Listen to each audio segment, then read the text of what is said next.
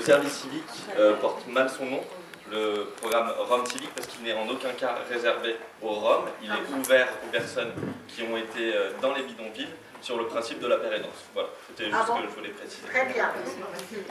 Bon, quelqu'un veut répondre? Changez le nom alors. Oui. Le nom va être changé. Oui. Oui.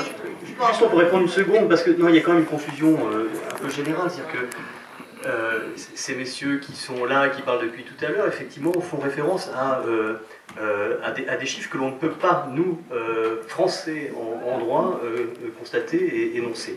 Il y a effectivement 500 000 Roms en France, dixit, donc quand on ne peut pas, on s'en réfère aux acteurs, et aux acteurs eux-mêmes, les premiers concernés. La question qu'on se pose depuis aujourd'hui, tout à l'heure, une personne disait, la DIAL raconte qu'il y a 17 000 Roms en France. Mais c'est absurde, la DIAL ne raconte pas ça, la DIAL raconte qu'il y a 17 000 personnes qui vivent en bidonville. C'est-à-dire que, non mais, donc la question qui est posée là aujourd'hui et qui effectivement irrite le paysage français, c'est la question des personnes qui vivent en bidonville. Il n'y a pas de problème Rome, ces personnes ne posent pas un problème.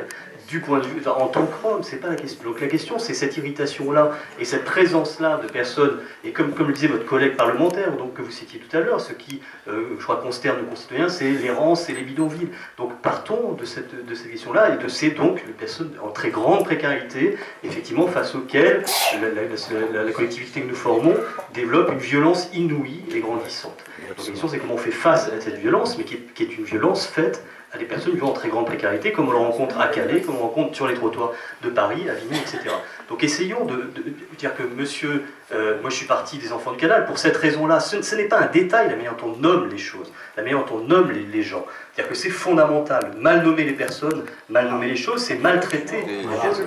Donc, non mais si, il n'y a pas de... Non, il faut faire absolument attention à la manière dont on raconte et on fait des histoires, et donc effectivement changer de nom, et ça changera la vie. Et donc commençons par ça, faire attention à comment on nomme les choses.